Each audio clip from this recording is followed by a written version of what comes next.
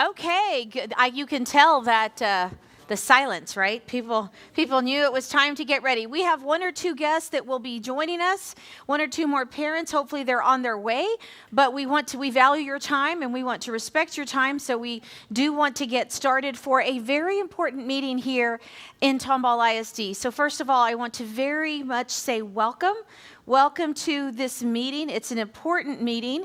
As you know, you have been selected, you have volunteered and have been selected for the district zone reset.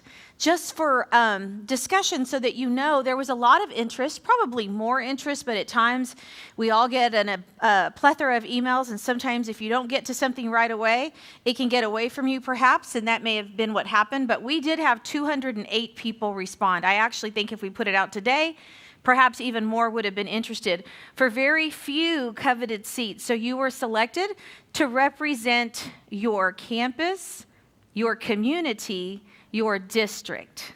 We'll talk a lot about that because you're representing your campus, your district, and your overall community.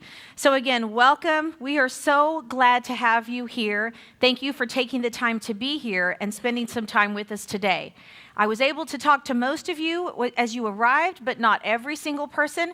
I am Martha Salazar Zamora, the very proud superintendent of the Tomball Independent School District, otherwise known as Dr. Z. That just makes it a little bit easier. So let's talk a little bit about Tomball ISD. We are a very fast growth school district. You have experienced that. Any part of this district, you know that we continue to grow at a very rapid pace. As a matter of fact, in 1908, I love that there is 12 to 15. Was it 12? Was it 13? I don't know. But our records show, as best we can see, in 1908, we had somewhere between 12 and 15 kids enrolled in Tomball ISD. Not quite the fast growth that we are today. Today, we currently have over 22,257 students, to be specific, right? And that number continues to climb, really dependent upon the day. One of the things we love about Tomball ISD, or that I continuously say, is that Tomball ISD is a destination district. Not just a district, but a destination. But not just a destination, but destination excellence, where you yourselves have moved here, you have stayed here, you have put a lot of intentionality into where you have your children educated, because we recognize you have choices. We respect and appreciate those choices, and we are so thankful that you have chosen our district. As our growth continues to happen, it's an opportunity for us to come together, to look at each campus, each school, and the entire district. That's the third time you've heard me say that.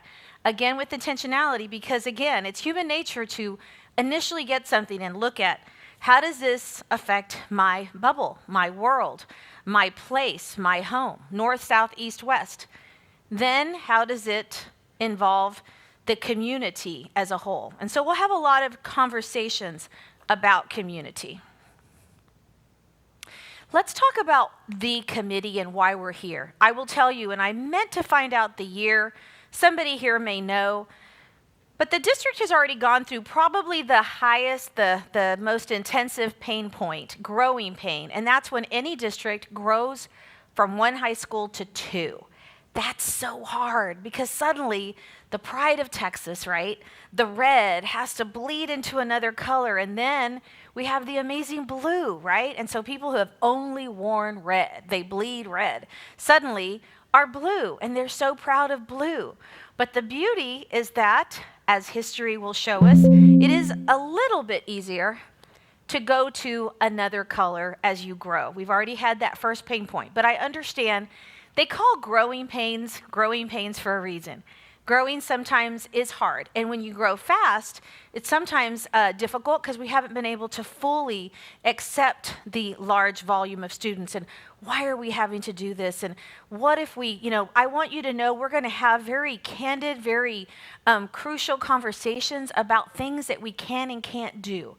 We want for you to be able to speak freely through the avenues that have been set up by the committee. This is an administrative-led meeting, and we want you to engage with all of us. I want to thank we have cabinet, executive team members here. If you are part of executive team, leadership team, will you please just wave So, okay, so pretty much along the wall, we have representation, and you are so fortunate to be seated next to the best of the best. You already know that, right? Because you have children at their schools. I would put a campus leader of Tomball ISD against anyone in the state. And I know a lot of people in this great state of ours in education, and I am certain that we have the best of the best when it comes to campus leadership. They lead from the heart. They care about their schools. They care about your children. They love what they do, and that makes a difference. That doesn't mean that each and every day is rosy, and this is one of those processes that is not easy. It's not fun, but it is where we are, and we will tackle it not just as a school, not just as a campus, not just but as a whole community. So your community voice and input is very important. As I've mentioned, you were selected out of 208 total people that did show interest. We want to consider what is in the best interest of all students and the entire district as a whole. So we will give you the information to help us make those best decisions.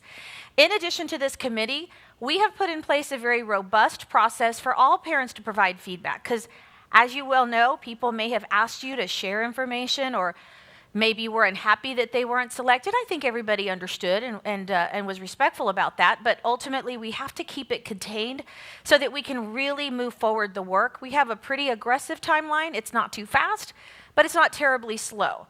We will talk about the timeline, but it is something we have to adhere to because, again, facilities are being built and we have to fill our campuses with students. As we continue through this very, I think, robust process, there has been thought exchange, and that's a wonderful tool that was something that came out of COVID, honestly, and it's an opportunity for every parent to give us their thoughts, to share from the comfort of their home, to think about it and process it, and then be a part of the thought exchange, and then we can put all that in as we gather the data, we can reflect on it and pull the nuggets of information that we need. There's also the TISD website, which you are all familiar with. It's our official source of information. Please make sure that we are getting the information from the Tomball website or Tomball ISD, because as you know, it's easy to gain information, but you don't want to share something or pass off information or go on information that perhaps hasn't really been sanctioned or approved by Tomball ISD because you may be sharing misinformation. Tomball ISD will have maps, forecast information, minutes, and the video of the committee meetings. We want these to be very transparent meetings where there's no hidden agenda, there's no secrets that will be had. We together will have these conversations and share the conversations so that those that are not in the room are able to know about what is taking place. As a matter of fact, anybody who comes today that wanted to be a part of it can. They are actually in the room next door, and they will be able to participate via that way. Okay, so parent surveys after committee meetings and maps will be uploaded onto the website. We will do that continuously. Huge thanks to Dr. Stephen Gutierrez and his team that will continue to keep us updated as quickly as we can so that other people can hear the information and some decisions that are being made. Again, the purpose of the district zone reset committee. At the very bottom, I want to focus again on the key task at hand. What is your task? What is your charge? What is our ask of you? That is that you provide feedback and direction on the creation of a new attendance boundary zone, something that takes us and propels us into the future, right? To incorporate new schools that are being built. I was just out there today. Where's Mr. Ross, Mr. Bowles? We were out there on site, in the big truck, picking out some brick this morning. To incorporate new schools and provide targeted relief to campuses that are at or above capacity. Capacity at all levels, pretty much throughout the community is alive and real. Please stand if you are a representative of elementary. If you are a parent representative of elementary, please stand. Just so everyone can see who we have in the room. Thank you. Please stand if you're a representative of an intermediate. Thank you. Please stand if you're a representative of junior high. All right.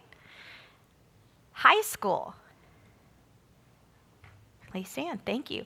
And do we have our pre-K representative? Not yet. Okay. Our youngest of learners, but our new pre-K center. Now, Please stand if you're a representative of Tomball ISD. If you as a parent represent Tomball ISD. Thank you. That is all of you. You are right. That is everybody in the room, every parent, every staff member. That's what I want you to think about. It's human nature to say, oh, but I'm here for the elementaries. Guess what? They grow up. And this is for the future. It's going to take us all looking from the lens of all. All means all. Okay, so I want to continue to target on that point. All right, we have some committee norms. You've been part of committees. You work in industry, and whatever you may do, you've participated, so you understand. We want for you to listen and participate. If you have a thought, share a thought. Likely somebody else may have that thought as well. So we want for you to participate attentively. Stick to the intended purpose of the committee. So this committee, the only purpose and the only discussions that we will have here will be about the district zone reset. If there's other conversations to be had, we'll have them outside of this purpose. Of course, continue to be respectful, maintain decorum, as I know you will. Watch your airtime. I think everyone's pretty careful with that. Share what you want to share. If somebody has said the same thing multiple times, then let's look for other comments or feedback. And to the level that you can, limit your sidebar. It's normal to ask some questions or wonder about something. That's okay. But the buzz can get so loud that sometimes we can't hear, what's actually happening. So be careful with that. We look forward to a very productive meeting. This is meeting number 1. I know that you'll go over the timeline in just a little bit with another staff member. These are renderings. They're still somewhat rough, but at the top is what will be an amazingly beautiful Tomball West High School. We're very excited about Tomball West. What you don't really see here is the depth of the front. It looks much smaller. I've been able to tour it virtually. Got a little dizzy in the process, but it was quite a great tour to be able to be inside a school that we're creating right now. Then you see our what will be a West Intermediate School. That's what the school will actually look like, but it doesn't have the full signage. And then you see West Elementary School. They all somewhat look similar, but remember that's because they're going to be on the complex, the West Complex. And they're all in close proximity, so they will have a similar look to them. All right, and just as a reminder, West Elementary is opening 24-25. We have to know who's going there. That's not far away, right? Then West Intermediate, 25-26. Then our newest intermediate, the name has not been given. We will be discussing that shortly with the board, but intermediate number 5 will be located at the Tomball Innovation Center, and that will open 26-27. And then we have Tomball West High School, which is the last to open, 26-20, the same year as the newest intermediate school. Okay? And now I pass it over to our Chief of Staff, Dr. Amy Schindewolf, to continue. Thank you, Dr. Z. As she stated, I'm Amy Schindewolf, and I serve as the Chief of Staff for the district. And so I'm going to provide you a little bit of background information and point you to a couple of places in your binder before we get to the actual work of today. The majority of today's meeting will be you collaborating with each other and active. You will not be listening to us for the entire meeting, and so I will provide you a little bit of information. First of all of the work that we do is aligned to our board policy. This board policy is found in your binder if you're interested to see it in its entirety, but we've just pulled out a little bit here to go over. This is FC Local, and so this is what guides us through the process of creating new attendance boundary zones.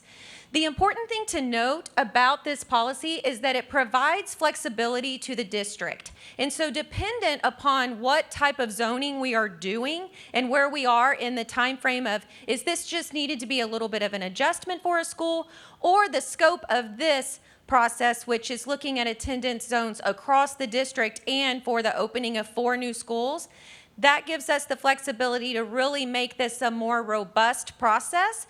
That might not always be the case when an attendance zone is adjusted, dependent on the scope of the work. And this board policy gives us that flexibility, and we're in alignment there.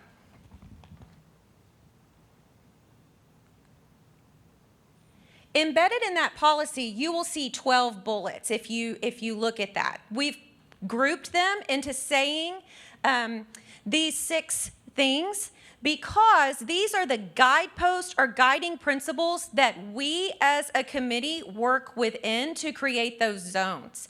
And so today you will have the opportunity to look at options, and both options that you look at for each level are aligned to these guideposts.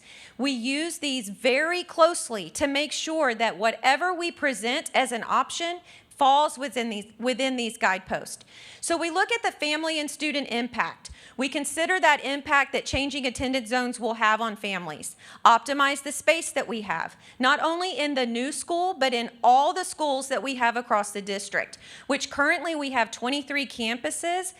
We have 21 campuses that don't have, we have Connections Academy that doesn't have an attendance zone. Tomball Star Academy doesn't have an attendance zone. So we have 21 campuses currently that have an attendance zone. And when we pull 4 more, we're looking at those 25 campuses comprehensively and the space that we have. We look at neighborhood unity to the best that we can. We used our best effort trying to keep subdivisions together. But as districts grow, and we get more and more large, then that becomes a little bit more difficult, but we do consider that as a guidepost. Natural lines, using natural boundary lines when possible that we see on the map. Growth, our best effort will be made to plan for future developments so that zones do not have to be reconsidered when scheduled campus openings, between scheduled campus openings. We hope that we don't have to change attendance zones annually. That's not something that we want to do. We want to provide consistency to the best of our ability. And then transportation cost and efficiency, bus routes to be as efficient as possible, giving consideration to that. So all of the 12 bullets that are outlined in your policy will align to these 6 points. So aligned to that board policy and the flexibility that we have designed this process. So you will see here that on October 10th, that was in our past. That is when we kicked off this process and we spoke to our board of trustees about the process that we intended to take to set these zones. And then we launched a thought exchange. And that thought exchange, I will show you some data from that in just a moment. We did have a good amount of participation on that, and that was for the initial community feedback. And we wanted you today at your first meeting to know so far what has the community said about the work that we're doing, and we hope to utilize that when we make decisions. And then we're at today, committee meeting number 1. On October 25th, that's today as well, we will post the maps and all of the related committee material to our website, and we will have a parent survey for feedback. That will go out to any parent in the district can participate in that survey. And then that information will come back to you at a later date for the committee to see. This is what we've done, and now what is the community at large within Tomball ISD saying? We are going to have a listening tour. Wait, let me go back to that. Also, what's going to be posted today is the video of this. So for full transparency, anyone will be able to watch this meeting. So when you speak today, if we stop you and say, hold on, we're going to give you a microphone, that's not to put you on the spot. It's just to make sure that in the video, everything that is said can be heard. We are going to have a listening tour. It will have 2 stops. And the purpose of a listening tour is stated in what it's called. It's to listen. This is not a forum where we will have back and forth, question and answer. This is take all of the information that is available to the community, and we will come, the administration will come to Tomball Memorial first on November 8th, and we will listen. Anyone who would like to share their thoughts, we will be there to listen to those thoughts. If someone would like to share a thought and they don't feel comfortable speaking at the microphone, we will take those thoughts in writing. So anyone can also come and just listen themselves. It's not required for you to speak when you come. Then our second stop will be at Tomball High School on November 15th, And then December 4th, you will come back together as a committee. And on that date, you will have all of the survey information. You will have all of the compiled information from the listening tour. This is what we have heard for you to now consider about the work that has been put forward. And if needed, we will have a third meeting on December 11th. That's tentative based on the scope of the work on the 4th. On the 4th, we will again post all of the materials on the Tomball ISD website, our official source of information. And then it is our goal that on January 8th, we will report to the Board of Trustees about our recommendation. And then on January 9th, asking for approval of new attendance boundaries. And so as Dr. Z said, it is an aggressive timeline. We do feel like that we are able to make that timeline, but we will adjust accordingly if needed. So I mentioned the thought exchange, and I'm going to show you just a couple of slides about what we found there. We had 1,170 individuals participate in the thought exchange, and they proposed or put out 855 thoughts. And on those 855 thoughts, there were 29,726 ratings. So people said, I like it or I don't, right? And then 35 is the rating ratio. That means that for every person who put out a thought, they on average rated 35 thoughts in their participation. So they not only put a thought forward, but they gave their opinion on 35 other posts on average. And then we found Thought Exchange puts these statistics together that there was a low alignment. What does that mean? It means that, for example, if someone posted something that was specific to their subdivision, not many people rated that as important to them. If they posted something that was a more general statement, like, I think we should consider proximity, which was the number one thought, a lot of people rated that as important. So that's what the low alignment means. People were in more support of general statements than specific personal statements. This summary down here was actually put together by Thought Exchange through AI. So this is what, in summary, I'll just give you a second to read that.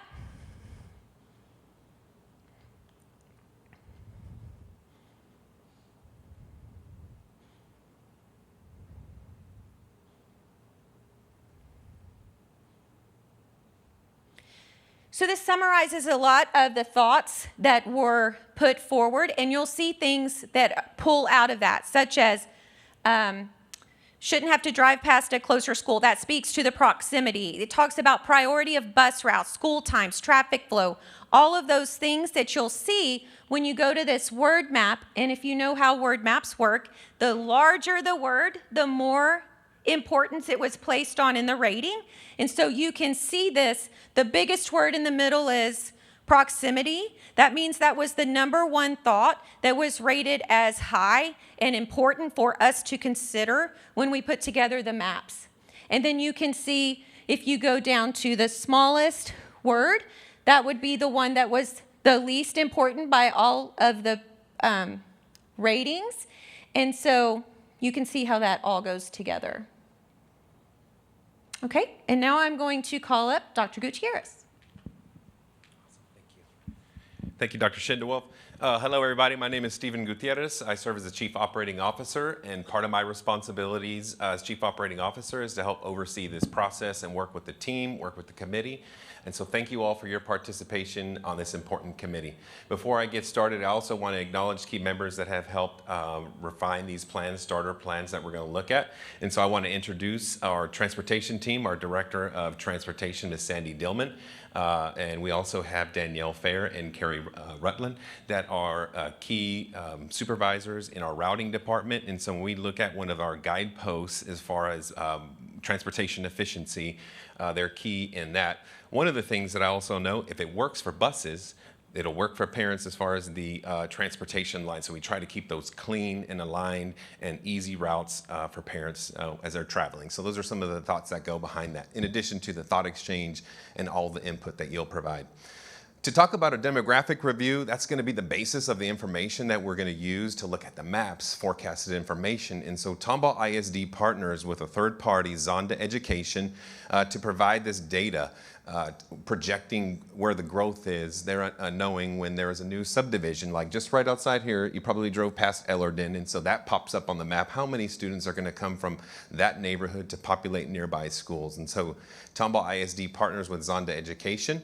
We have worked with Zonda for over 10 years, and they do a lot of work across the state. I believe there are over 60 districts that utilize Zonda Education services for their demographic services. And again, they've been in Tomball ISD through our immense amount of growth that we've seen over the last 10 years. Unfortunately, Rocky Gardner, who's been our primary contact with Zonda, he has a personal medical procedure that he's having today, so he cannot be here, but he will be here at our next meeting. Matthew, I don't know if you can hear me online, but if you can say hello. We do have someone. Hey there. Can you hear me okay? Yes, sir. So just want to let you know we are joined by Matthew Cluck. He is Rocky's partner in this, and so he'll be available for any questions that we have regarding demographic services. As you get into your group work, I promise we won't talk at you the whole time. And so, hey, Matthew. All right, so back to the presentation. There you go, you're good. You're probably looking at yourself there. All right, so in addition to the services that we are provided by Zonda Demographic, there's an annual review by our team to ensure, one, the information is accurate, right? So if we're depending on this information to be accurate, we do check the accuracy. We also have an annual report. We've received 2 reports per year, one in the fall and one in the spring, that helps project this enrollment from an October to October standpoint. You may or may not know at the end of October is what we consider our snapshot date. And so this is the number that is the official enrollment for that campus that is logged with TEA. And so just as a little background information on our demographic information, sometimes people will see that report and say, at the beginning of the year, you did not hit your target. Well, it's not intended to be a beginning of the year target. It is from October to October. And so we'll get into one of the slides here. Rocky, while he could not be here today, did provide a video, an overview of our demographic information that we'll play here shortly. But again, he makes that comment about it's from October to October. And so when you hear folks say, oh, that number's not accurate on the first day of school, intentionally, it's built from an October, our official snapshot date. And again, there was, when we do boundary information, I'll just tell you transparently, one of the biggest concerns or complaints that we hear is the accuracy of the data. And so in response to some community feedback, and specifically a school board or trustees request to say, we'd like for you to go out and consider, let's just kick the tires on this, make sure after 10 years Zonda Education is the right company that we should be working with. And so we did that last semester in the spring, last school year. We contacted an additional demographic services company to provide an overview of what that service would look like. And I will tell you, in doing the review of both companies and really reviewing Zonda Education's accuracy, which Rocky will speak to in the video, the level of customer service that they provide, and again, the overall value of the service they provide, we felt very confident in staying with Zonda Education. So I just wanted to acknowledge we have looked at additional companies, but again, as a district and those that work very closely with this company, feel very confident in the numbers that we are presenting to you today. So before I get started, before we move on to the next slide, we'll play the video and we'll hear from Rocky himself. Good afternoon. This is Rocky Gardner with Zonda Education. It's been a year, but we've worked together before, and Zonda Education's worked with Tomball for probably over 10 years now. Unfortunately, I couldn't be at this morning's or this afternoon's meeting, but I wanted to kind of give a quick update on what's been going on in Tomball before you guys kind of kick in and get started on the boundary work. You guys are going to be in great hands with Matthew Cluck doing the boundary tool today. I'll be there to join you the next time. I'm fairly certain. But in the meantime, Matthew will take good care of you. So I just want to start by just talking a little bit about what's been going on in Tomball. So housing starts Tomball are sitting right at 1,000, so we're still seeing some strong growth. Over 1,200 closings. So a closing is an occupied home. Inventory, this represents the number of homes that are either under construction or finished but vacant. So almost 700 homes that are probably being closed right now as we speak. VDL, or vacant developed lots, if you hear us talk about those, these are areas where lots have been delivered, they're sitting there, and they could be started tomorrow. And then, of course, there's over 4,000 future lots. These are areas where they're going to continue to build homes. They just haven't delivered the lots yet, but in many cases, they're beginning to move dirt, and you'll see lots come online. So just to kind of back up for a minute, we'll talk a little bit about where we're at today. Last year, we do enrollment forecasting for Tomball every year. Last year, we forecasted the 23-24 enrollment in Tomball to be sitting right around 22,400. Now, this is what we call a snapshot number, which is like the last Friday in October. So we're not quite there yet. At last check, we were at 22,215 actual students in Tomball, just 185 under our forecast. And I can tell you from our team's perspective, we target to be within 1% each year. Right now, we are inside of that 1% number. You're a little bit under, but I'm guessing by the time we get to snapshot, you'll get quite a bit closer. So I feel really good about the way the projections looked. At grade level, individual grade level, our target is 5%. So we know we're not going to be perfect, but we're within 5%. And actually, I really like the way we landed here. Kindergarten continues to be a little low, but that's happened throughout Texas with birth rate declines. So again, your projections look really strong. If we look at it at the campus level, now again, at the campus level, it's a little more minute. So we're trying to stay within that 5% range. And as you can see from this chart, these were the numbers that we projected last year. This is your actual enrollment, the last at least enrollment that we received.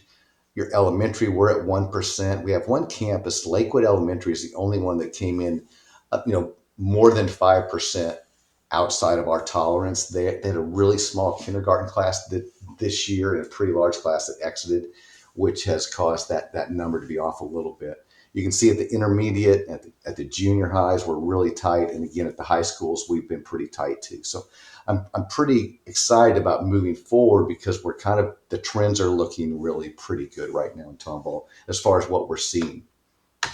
Just to give you a little more information on the housing, it starts through the second quarter. So this was through the end of June of 2023. You can see that starts are sitting right around 600 for the year.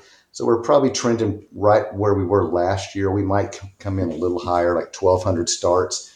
Closings, and that's what's running behind. And closings are taking a little bit longer to close homes now. With interest rates, it's taking a little bit longer to get buyers in. So I suspect that your closings are probably going to finish out just over 1,000. So we might see a little bit lower closing numbers.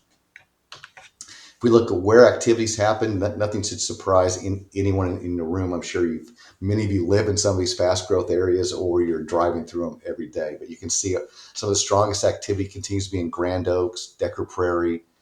We got a few lots still going on in Timber Creek, and then Tomball's, seeing some strong resurgence as well in the Tomball. These are the current elementary zones.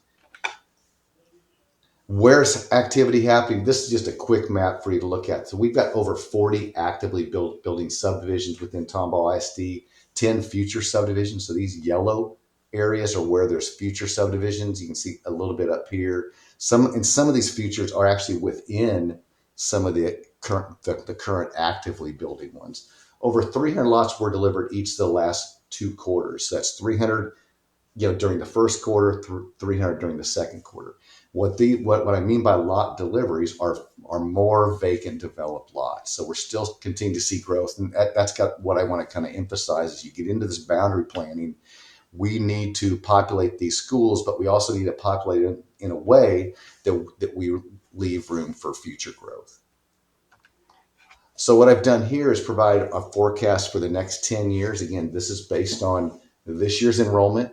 It's our first round. You can see that the enrollment growth tends to slow a little bit when you get to about 5 years, just because we base our forecast on what we know today.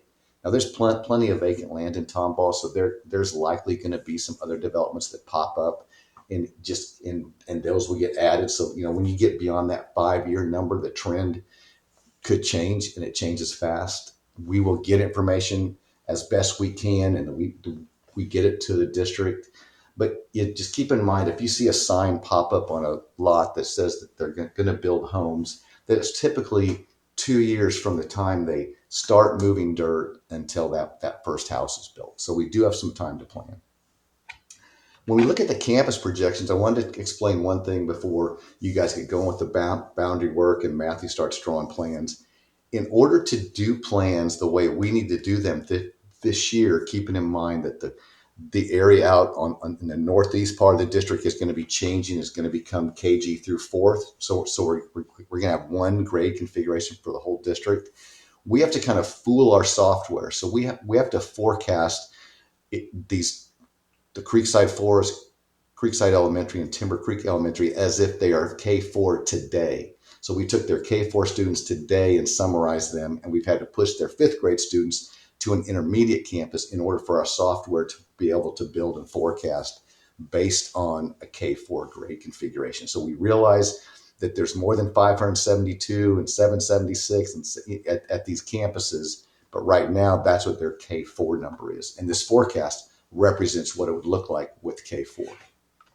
We've done the same thing because we're going to be looking at intermediate as well. We've taken with this innovations campus that's being built, and it is going to be considered as if it's open today as a 5-6 campus. So we've given that as a placeholder to hold the 5th and 6th graders that are up in the northeast section, and that means we've taken Creekside Park Junior High and showing it as just 7th and 8th grade. So I want to make sure that's clear, because as you start seeing these numbers, you might think they look funny. It's because we have to kind of fool our system a little bit in order for it to project based on the grade configuration that we're going towards. So I hope that's helpful. I know it's time for you guys to get to work. I just put this map up here real quick just to kind of give you an idea what your job is out there. I know we've got 3 campuses that are going to open up in the West. So we've got West Elementary, what we call West Intermediate, and of course Tomball West High School. The challenge is going to be that we've got to open this elementary school next year. And what you begin to see, what you're going to find pretty quick, is there's not a lot of density of students right around these schools. So that's where we begin with some challenges. Matthew and I have worked with the district, and we've come up with a couple plans that we think will be good for starters, that hopefully between these 2 sets of plans that you guys will be able to zero on one that works as best as possible. We know that we can't accommodate everybody the way they might like, but keep in mind that the good of the district and the boundaries that we're trying to make not only work for now, but work at least 2 to 3 years in the future. Fast growth districts, our goal is always to just at least be able to get us 3 to 5 years before we have to make another change. So that's kind of what we're looking at right now. We'll wish you guys all the luck, and hope everyone's well. And I'll see you next time. Take care. All right. Thank you, Rocky. So we'll flip back to the presentation. That was an overview of how we do our demographic work and project that information out forward. And so again, want to review, as Dr. Z mentioned, the goals of the committee. We have the schools listed there in the timeline for their opening. Immediacy, we have West Elementary opening next year. We've also heard from the community that we'd like to know what the future plans are. So if folks need to make adjustments or feel like I really need to be at that school or want to be at that high school, hey, we all have choices, and there are homes in that zone to be able to make the accommodations that you would like. And so we're going to, while the other schools are not open for 2 or 3 years, those plans will be available. We will set those, the board will endorse those, and we'll annually review those before they are officially voted on and enacted the next year. Again, just as we start getting into the group work here in a second, actually looking at specific plans and forecasts, Rocky hit on a very important point. If you look at the west side of the district, west-southwest, especially west of Telge, there's lots of land, and we know that there's development happening right now. And so geographically, landmass, it looks like that's a gigantic zone, but when you get into the plans, you'll see that there are very few students in there. So that does pose a little bit of a logistical challenge. Our goal is to populate these campuses within a range of 75 to 85% of building capacity, and that allows for future growth. We don't want to get up to 90%, 99% capacity, knowing that in a fast growth district, as you have seen here, we're going to be enrolling students as these developments become closings, as we see students enrolling in the campuses. So keep in mind, in your binder, you have our current forecast information in your resource tab, and that shows you, and we're going to go into that in detail, but I just want to let you know that it's there. So when you start thinking about the size of these schools and the ideal target capacity, we're looking at a target of 75 to 85% capacity. All right, so as you're flipping through your binder there in your resources tab, you should see current forecast information for every level. We're looking at elementary. I do want to again highlight what Rocky mentioned about the configuration. This represents a aligned K-4 elementary configuration. I say an aligned because this would be the first time in the district that we have consistent alignment across the board. Elementary is K-4, or in places where you have pre-K, pre-K-4. Intermediate is 5-6, junior high is 7-8, and high school remains 9-10. I did put a couple of notes on the side here just for transparency and for clarification. The current enrollment of Creekview is 909, Creekside Forest 695, and Timber Creek is 966. This was as 2 days ago, so we might be one off here or there, but that is your current enrollment. I'll give you a minute to kind of review that. You might ask yourself, what does the yellow highlighting mean? Any guesses? We are over capacity at those campuses. So based on that kind of Captain Obvious question here, which campuses do we need to provide enrollment relief for? Okay, we have some immediate needs in Grand Oaks, which makes sense because our elementary campus is just southwest from here, West Elementary. So we understand there's a tremendous amount of growth happening in the west, southwest part of the district. Where else? Decker Prairie, we have some new subdivisions that are happening up there. Again, vacant developed lots, VDL, as they're the parlance in demographic terms. We have lots of land out there that has flipped into housing, new subdivisions, and so you're seeing a tremendous amount of growth there in the Decker Prairie area. And as Rocky mentioned, if you've driven around inside of the city of Tomball, it seems like every nook and cranny where they can fit a couple of homes, they are. And so we have seen the resurgence of growth in Tomball ISD that we need to account for. On the flip side, right, because I want you to note a couple important things. You have the collective capacity of elementary across the board. Right now, our current elementary campuses is 9,712 student capacity. And at the bottom in each year, you see the overall student enrollment. And so just for a quick check, all the way out to 2030, do we have sufficient capacity for the projected student enrollment in elementary?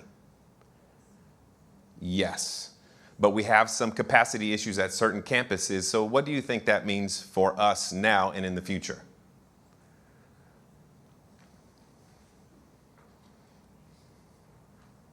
Doing exactly what we're doing now, right? Right now we're doing a reset because we have new campuses coming on. Down the line, really what we have is a distribution issue. And so then we would have to do some adjustments to distribute the students, much like we did in the northeast part of our district a couple years ago. We had one campus at 115% and others under 90%. And so we balanced those out so that they're all comfortably snug. And so while I mentioned that, there are some campuses that are not highlighted in the yellow, but you also start to see a decline in enrollment. Rocky mentioned Lakewood, for example, not to pick on Lakewood. It is a very well-established community. And so what you're starting to see is the growing out of students, and we haven't yet quite seen that rebirth where those homes are being sold to new families that are coming in with new little children to start their first home, their starter home, or whatever home that might be. And so at that point, we'll see a resurgence. So what that signals for us, for Lakewood, is we have capacity. We have some campuses that are over capacity. We need to increase their zone to add more students to sort of negate the downward trend in student enrollment. So you see a couple of areas like that. I believe Willow Creek is another, again, some of our more well-established communities. I'm turning to the next page. You also have that for you there is our intermediate enrollment. Now, some of you might have a question, say, hey, you have intermediate number 5 up there, but you don't have West Intermediate. Why is that? Well, one, we have not yet created the boundary for West Intermediate to attribute students to that zone. But as Rocky mentioned, our current configuration in the northeast part of the district is K to 5, and our junior high is 6 to 8. That's unlike other configurations in the district. And so when he mentioned we had to full the system, currently we're in a different configuration.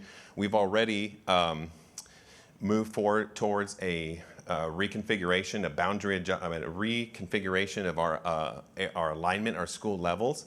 And so we have reconfigured elementary campuses to be K4 and the junior high to be 7, 8. So what do you do with 5th and 6th graders? We have to attribute them somewhere. And so we have attributed them to intermediate number 5. That will be housed at the Innovation Center, and so it makes sense that all the students in the east, northeast part of the district will be populating that campus. And so intermediate number 5, for clarification, are all of the 5th grade students at Creekview, Timber Creek, Creekside Forest, and the 6th graders that will be at Creekside Park Junior High. Question: what year do we exceed the capacity, building capacity with student enrollment?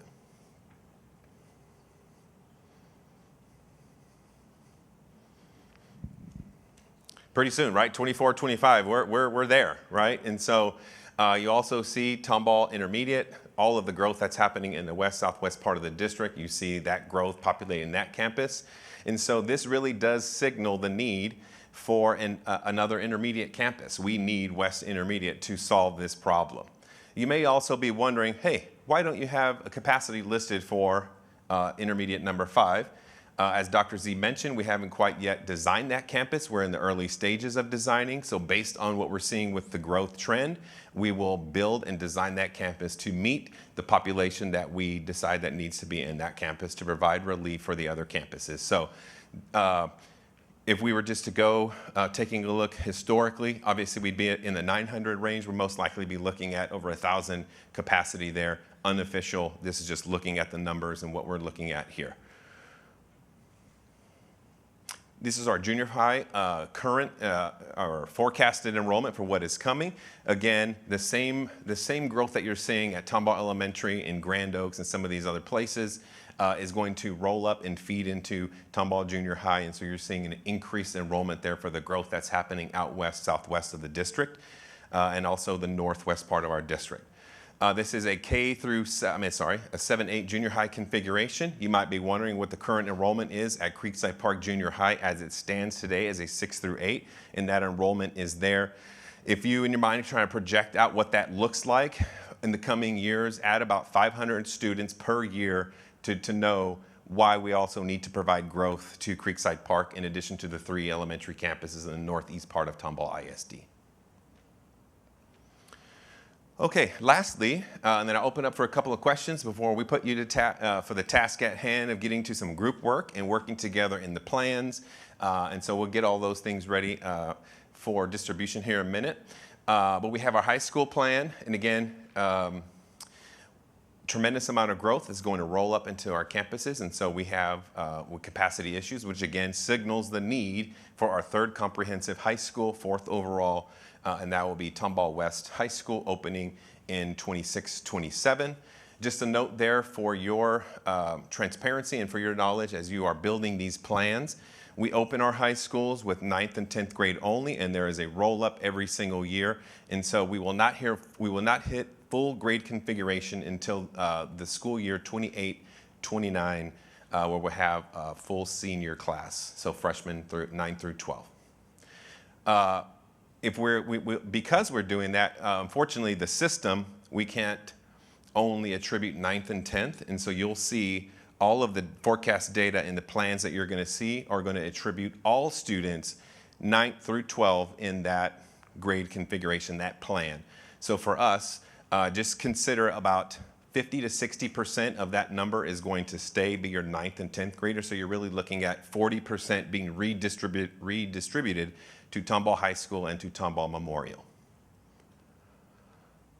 All right.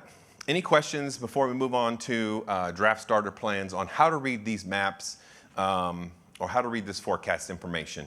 And really, that's just kind of setting the foundation for the group work that you're going to find yourself doing here in a minute. Okay, as Rocky mentioned, we've done some preliminary work based on what the community feedback indicated via thought exchange, looking at our guiding principles that are embedded in FC Local, our board policy. And so in order to make this a very productive and efficient time for you, we've created 2 plans, series, and when I say series, that's elementary, intermediate, junior high, high school. So we have 4 plans in Plan 1 in the series, and then we have Plan 2 that also has elementary, intermediate, junior high, high school. And so we have 2 starter plans for your consideration.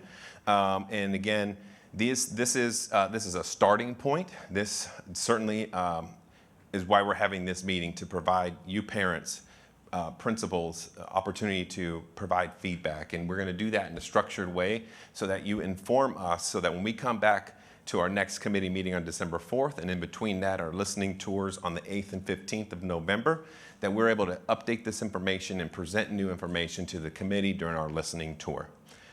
And so, teammates, if you would, go ahead and start passing those plans out. What you're going to receive at your table, there's going to be a little packet of information kind of collated and kind of spread around. Each packet, each committee member, please take one of those packets that are crisscrossed so that they kind of stay separated. Within that individual packet, you're going to see Plan 1, a map with a forecast for elementary, intermediate, junior high, and high school. And if you would put that in one of your tabs, put that in tab 2, just so we kind of keep them separated. So if you would just organizationally, the first set of plans, Plan 1, would be in tab 2. And then the second set of plans, Plan 2, will fall under tab 3. Any new information that we bring to you next committee meeting will come with hole punches for you to insert in your binder. So we do ask you to keep these and bring them back with you the next committee meeting.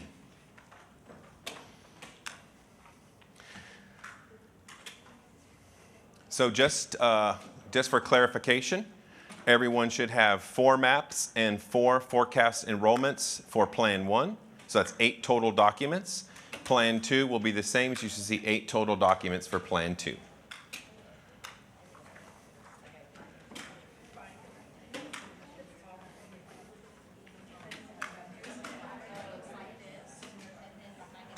Just got one more.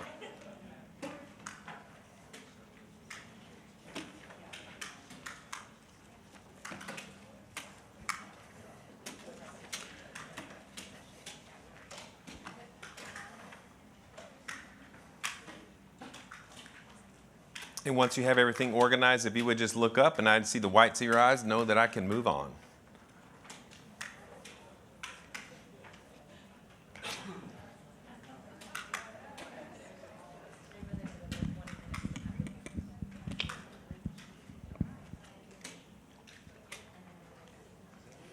All right, now again, this is the former teacher in me also. I know when you give students some information, they're going to jump right in. I promise you, you're going to have some dedicated time to do this. But first, I want to make sure you have a complete understanding of what you're looking at. We've already gone through the forecast information. I just want to quickly run through how to read these maps.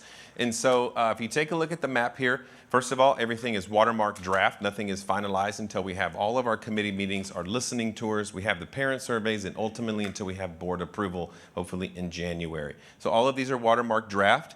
If you see something out there that doesn't have a draft, know that that's not an official Tomball ISD document. So down here you have the map legend. The map legend identifies the color for each elementary school zone. This is the elementary map. It will look like that for intermediate, for junior high, for high school.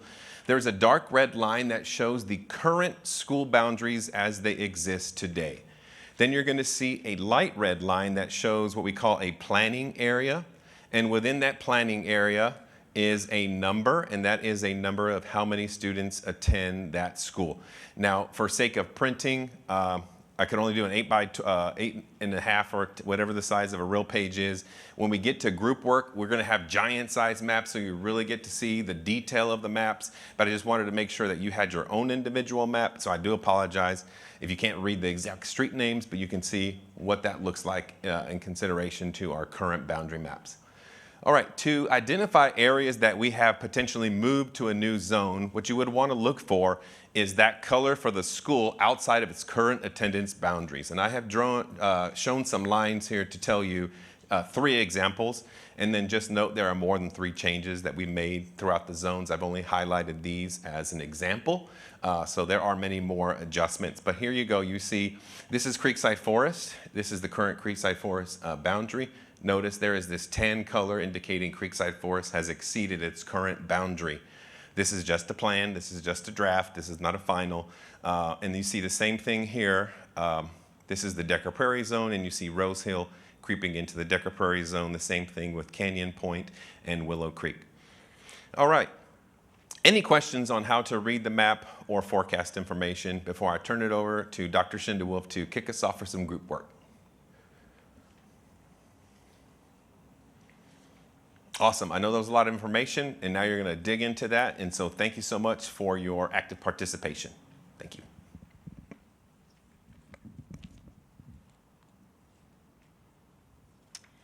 Okay, so we are going to divide into 4 groups. And when you look at your group, you are not going to focus on all 4 levels for both plans. You are going to be assigned a level for the purpose of this portion. So group 1 is going to be these 2 tables right here, and you are going to focus on elementary. So you will look at elementary plan 1 and 2. This group right here is going to look at intermediate. And so you are going to look at intermediate 1 and intermediate 2. This is going to be junior high 1 and 2. And then you will be group 4, and you will look at the high school, group 1, group 2. And so that will be your focus for this. Of course, you can review all of the maps on your own, but for the purpose of this group work, we are going to ask your group to focus on one level. So the first part is we're going to set a timer, and we're going to give you about 8 minutes to process this individually. I want you to be able to really look at it and think in your mind about these 3 questions. When you look at your assigned level, I want you to think about what you like, what you wonder, and what you suggest based on what you see. And then at the end of that 8 minutes, you will come together with your group, and we are going to give you the very large maps, and you can use these blank tables to get up so that you can combine, and then you are going to have that conversation together as a group. And then you will write on a poster your combined thoughts about what you like, wonder, and suggest. We are going to ask for you to nominate or someone to volunteer to be a speaker from your group. You can have more than one speaker, and you will share your thoughts with the group as a whole at the end of your time. Any questions on the process, we will update you as we go through it. Okay, so right now we're going to take 8 minutes to just individually look at your assigned group, elementary, intermediate, junior high, and high school. So this is individual work.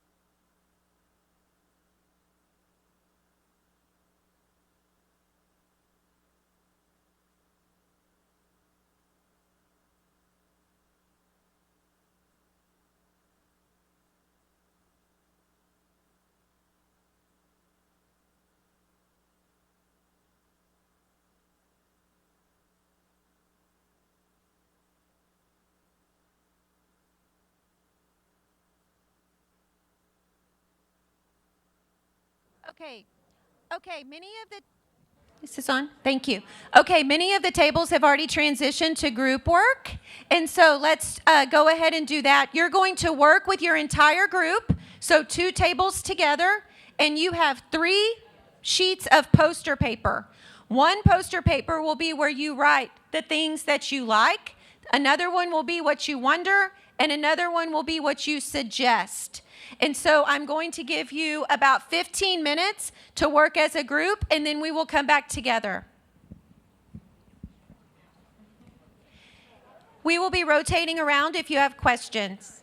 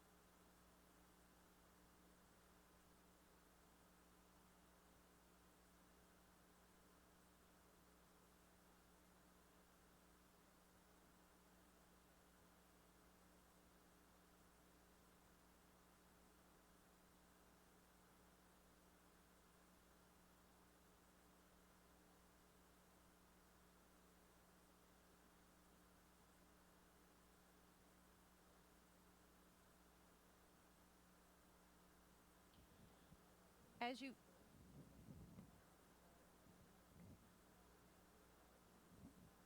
as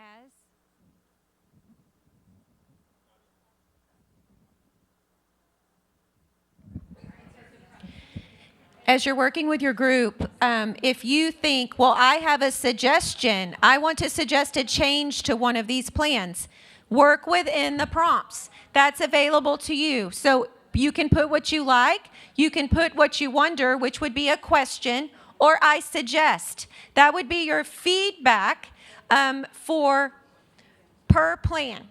So you can suggest things per plan, and that's feedback that will be considered as we move forward to the next step in our process.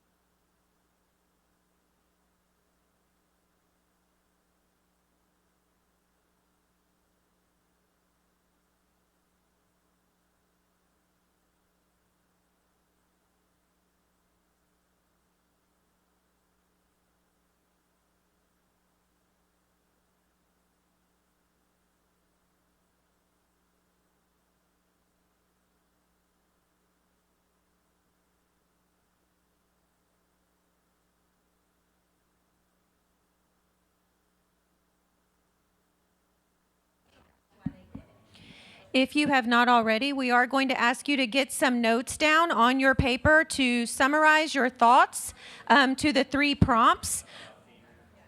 We will give you about 5 minutes or so, and then we're going to come back together for our initial share out. Also, if you will please pick a spokesperson from your group.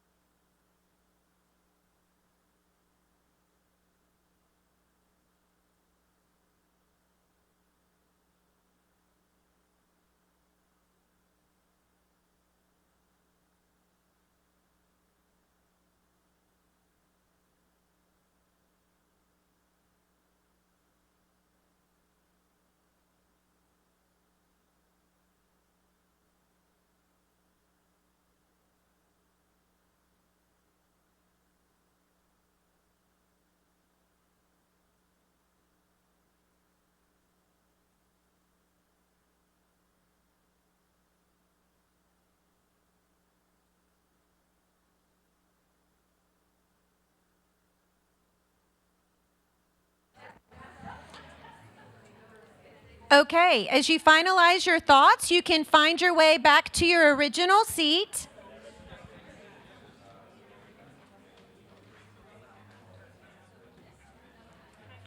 Good. How are you? I'm doing well. I'm doing well.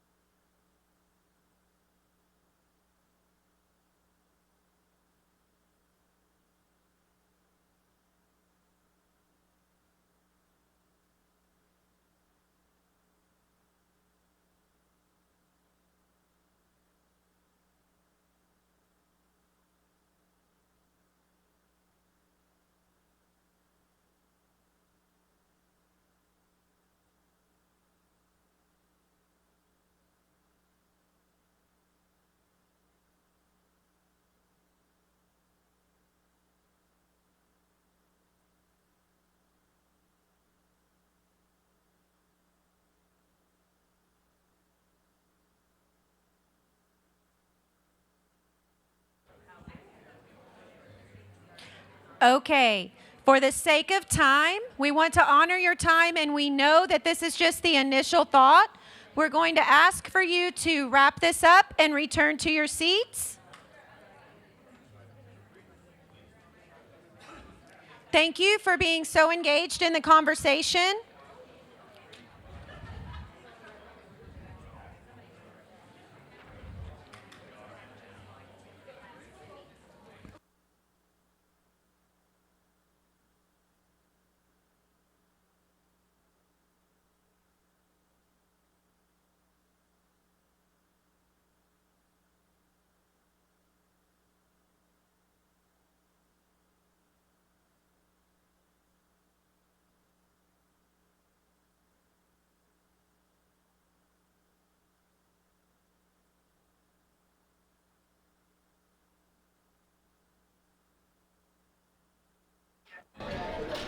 Okay, thank you so much for being engaged.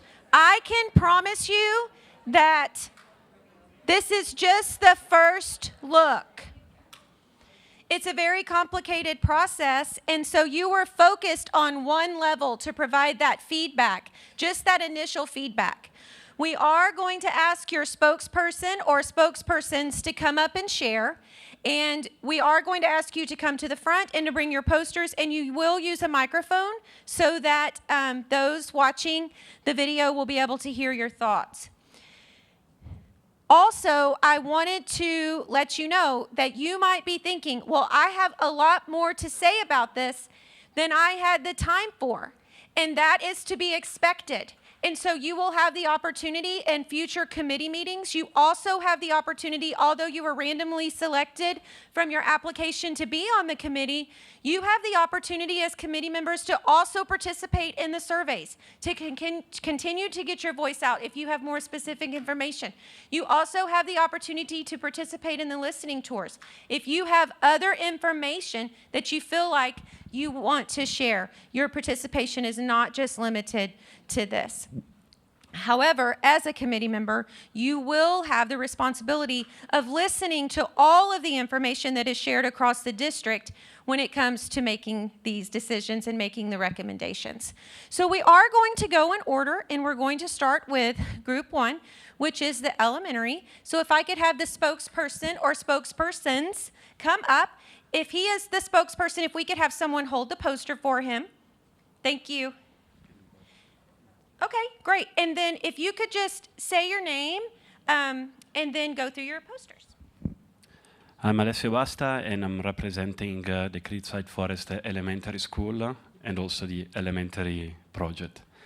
So thanks for the opportunity to speak in front of all of you. It has been an interesting exercise. I'm sure it's not over, but will you show the plan A and B, or I'm going to just voice over what's the discussion here? We're just voicing. Okay. So we had the two options, and you can see probably in the binders. And we come up with a few suggestions and points that we like. I think the table with the forecast speaks for itself. And you can see that the Plan 2 doesn't reach capacity for any school until 2029. So that was one of the principles that we have been following, and you gave us at the beginning as a guideline. Then we had a look into the boundaries for each and every school. And we see that the 99 is a natural boundary in Plan 2 as well. So it's pretty clean on that side. So those are pretty obvious. Then we had a look more into the detail, and please, team, if I'm missing something, jump in, because we talk about a specific dual-lingual program in the West area, and that is where we were wondering what will be the impact for the rest capacity. So that is important for the community over there, and especially once the West Elementary School will be established, what is going to happen for the bilingual students that are currently in the CPS and the RES. Okay, so that is one of the key elements while the team was working. And then from a Creekside perspective, we know the rezoning that occurred a couple of years ago. The two plans are similar, but we were wondering what would be the impact in rezoning again some of the students in some areas back to the original plan. So honestly, we like, as the first instance, the Plan 2 and the offer there, but what would be the impact for the kids that they will... I'm in the center now? I'm okay? So for the other ones, stay here. Okay. Even more? You're here? Okay, that's the X. Okay, good. So for the Creekside area, we like a Plan 2, but with the sensitivity that some of the kids will be rezoned back. So we like how the equilibrium of the capacity for the forecast, because as I said at the beginning, up until 2029, we won't reach the capacity, but there is this sensitivity. That's all. I think I covered everything. Good. Does anyone from the group have any questions about anything that they stated? Okay, can we give them a round of applause for doing that? Thank you. Okay, one thing that I want to note, that was a good question about whether or not the maps were going to come up, and as you were going through your comments. So remember that as you're reviewing this later, the maps will be posted online today, along with this video and along with the minutes. So you'll be able to correspond the thoughts that have been shared with the maps that are posted. Okay, if we can have the intermediate group.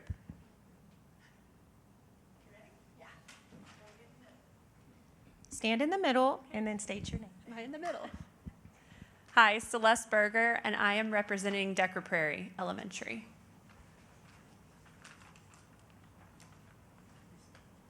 All right, so one of the things that we liked about Plan number 2 is that we felt the enrollment was more balanced across all of the campuses. We also liked that Plan number 2 provided some relief to downtown Tomball and to Tomball Elementary. We felt like Plan number 2 generally seemed more logical from a transportation standpoint. Plan number 1 provided more gradual shifts to the schools, so things were tiered out. I think that's all of our likes. Okay. We had a lot of wonderings. Yeah.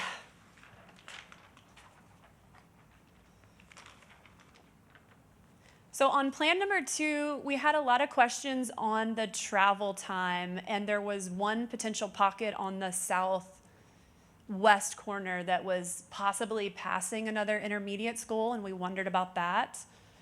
We wanted to confirm that there were no subdivisions that were split, and I think we learned that that was the case, that no subdivisions were split. And then we had a lot of questions about the infrastructure and the roadways that were coming, especially around the west campuses, just not understanding if families would have clear access to the schools without having to pay tolls. And I do think we got some confirmation, but I think that would be helpful to be shared with the parents.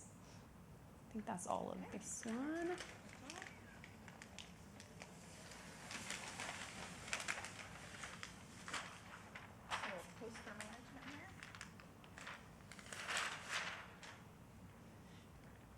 Okay, so our suggestions, we wanted to look closer at plan number 1 to see if there was a way to make some subtle shifts that would relieve some of the pressure on Tomball Elementary, which would allow the enrollments to be a little bit more continuous. And then we also wanted to make sure that whatever suggestion we went with, that we go back and look at the master plans from a traffic standpoint for all the precincts in the counties, just to make sure that we've got good access. And it sounds like, based on feedback we got towards the end from the district, that we do have good access there. And then one thing we did learn about plan number 2 right at the very end, even though there is that pocket in the southwest corner that does look like it jumps a couple elementary schools, in that particular plan, those parents were only driving about 4 minutes further than they are today. And then it does keep the orange pocket, which I can't remember which one it is, more contiguous with the school that's nearby. Catch everything? I think you did great. Okay, all right, that's it. Okay, so round of applause, good. So want to clarify, I know that we said elementary a couple of times. We were focused on the intermediate. No, that's totally okay. We do that as well. So when we were talking about relieving Tomball Elementary, I want to clarify that you were speaking about Tomball Intermediate. And so are there any questions from the group about the intermediate comments? Okay. And now we'll go to junior high.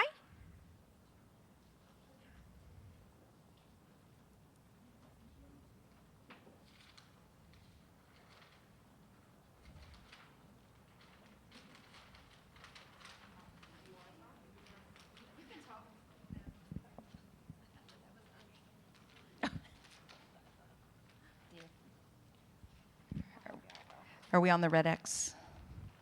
Good. Okay, we're going to do this together. So we did ours a little different. We have plan 1, and we gave feedback on plan 1, and then we gave feedback on plan 2. So on plan 1, we really liked the Willowwood Junior High area. There was a lot of positive feedback about Willowwood Junior High. We wondered if we could add North Point Canyon Drive to Willowwood Junior High on that map, if that's feasible. And we wondered if more kids could go to Grand Lakes and Creekside Park from Tomball Junior High. In Plan 1, Tomball Junior High is at 114% or 141% capacity 10 years out. So it's not sustainable in the junior high. So looking at that. And then we suggested looking at Tomball Junior High and adding north of 2920 up to the creek down to Grand Lakes Junior High, and made some adjustments on our map of what that would look like. For Plan 2, separate from Plan 1, we liked the boundary for Grand Lakes. We felt like that was more of what that would balance some things out, especially from Tomball Junior High, and liked the overall capacities at the junior high, although Tomball Junior High is still large, regardless of which plan you're looking at. We wondered if any part of Tomball Junior High could go to Creekside Park to lower the capacity, like if there's a little bit more that could be pulled over. And then we suggested south of Spring Cypress to go to Willowwood Junior High. So in that first map, we really liked the Willowwood Junior High. One question that we have that we didn't know where it fit into the bucket was, are pure feeders a priority? So like on that first page, it said like that Grand Lakes Junior High would all go to West, and then Creekside Park and Tomball Junior High all to Tomball. Is that a priority? We didn't know, because some readjustments at junior high might help, but then might split where they go to high school. So that was just a question.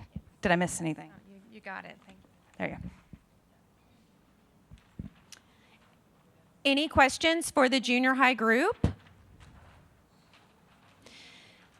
So to address the one question that was asked, we have had some conversation, and I did hear conversation around the room about those pure feeder patterns. That is something that In the thought exchange, that did not come out as a priority on what we should consider as a top priority. When we look at the feeder patterns, it did not rank as high as something like proximity.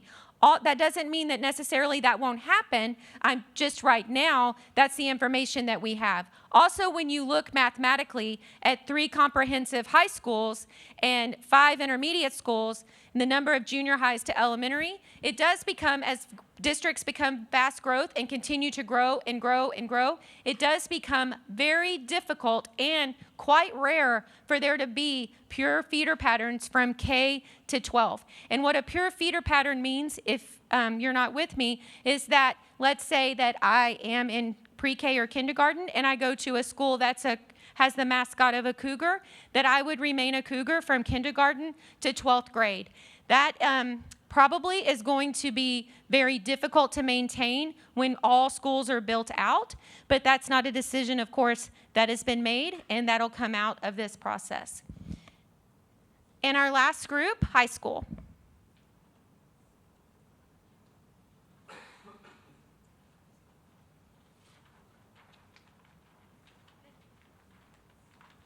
Remember to say your name. Am I good? Hi, I'm Brittany Tones, and I'm representing Oakcrest Intermediate, but we're doing the high schools. So we did kind of the same as the last group. We split it into Plan 1 and Plan 2. What we liked about Plan 1 is it's very pretty from a geographic standpoint. If you look at it, the lines are very clear. It is split basically by 249, so we really like that. But we did have quite a few wonders. We wondered about the capacities in the future. They didn't seem to be quite as balanced as the other. We wondered a lot about logistics as far as getting kids to and from school. We wondered if they were going to need to rezone in a couple of years just based on the capacities. We also talked more about the bus routes.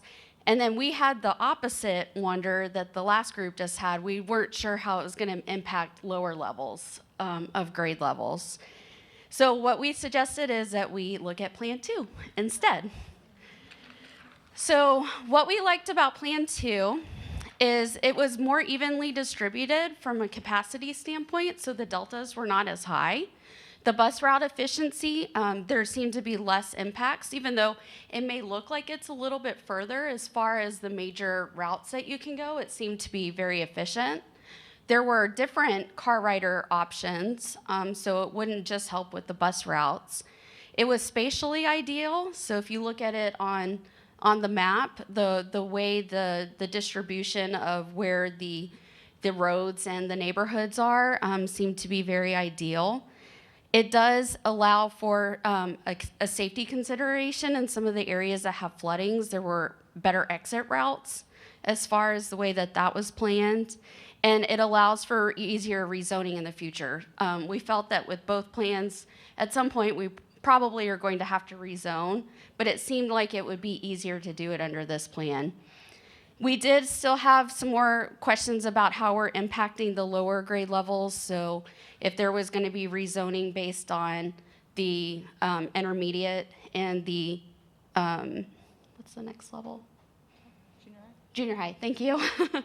And then we also wondered, have apartment complexes that are thinking about getting built in this, especially the Tomball West area, has that been taken into consideration as well? And then for what we would suggest is, have we taken in consideration about once the capacities are redistributed, the impacts of a 6A school versus the 2 5A schools, and how that is also going to look in the next 3 to 5 year range. Questions? Any questions for high school? Let's give them a round of applause, and at the same time for the entire group. I want to thank you for your engagement in that process, and I know that that is just a very limited start to what we're going to be looking at. Are we back to the slideshow now?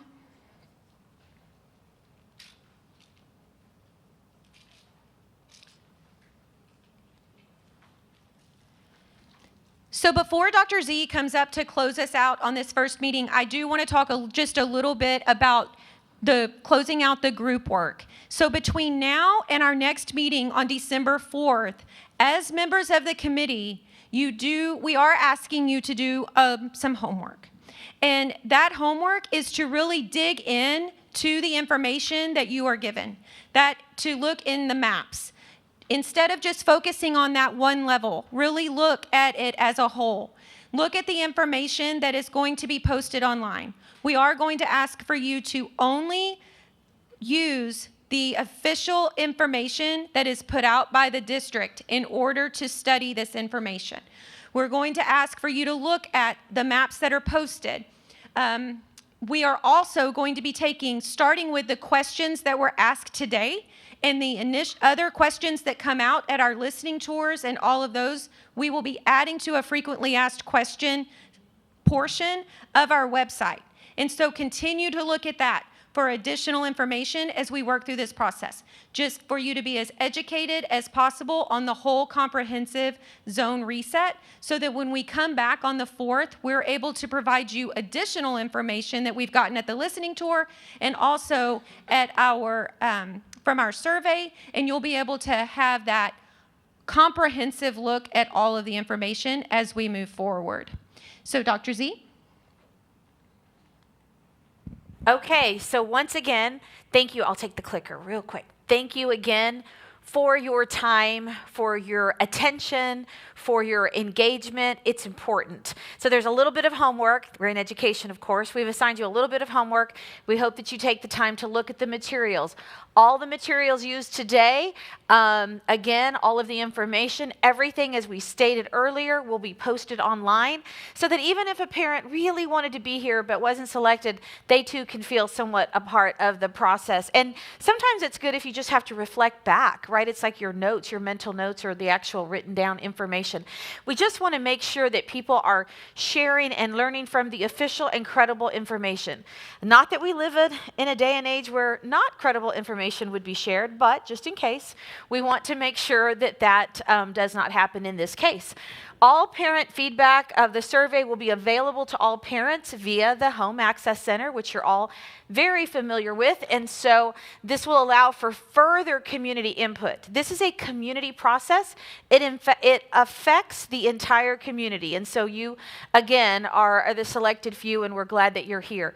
The two-stop listening tour, and I know that Dr. Gutierrez did a great job of explaining, we are listening. We want to sit and listen. It's not an open dialogue. We want to take the time to just give people time to talk. So we're going to listen and take in all the information. We have one at Tomball Memorial High School on November 8th. Please make sure to let people know that, get it on their calendars. We will also, that's not your responsibility solely, of course, we will get it out there in different forms and fashion. And then also Tomball High School on November the 15th. So approximately 7 days, a week in between each of those. All committee and community feedback and suggestions will then be reviewed. We will be looking at what was heard today, what was shared today, your thoughts, your input, your comments, and then looking at the listening tour as we gather all the information that we listened to.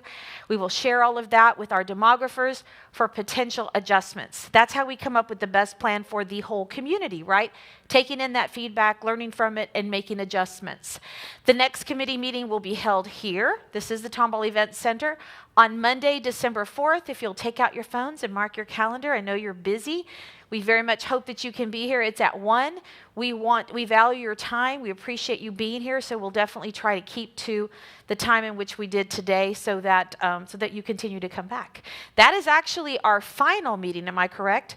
2 listening tours, 2 of these, and tweaks made along the way. A very, very big thank you. Thank you from the Tomball Independent School District, from the Board of Trustees, and from myself, your Superintendent of Schools. We appreciate you being here. Have a great rest of your day. And thank you.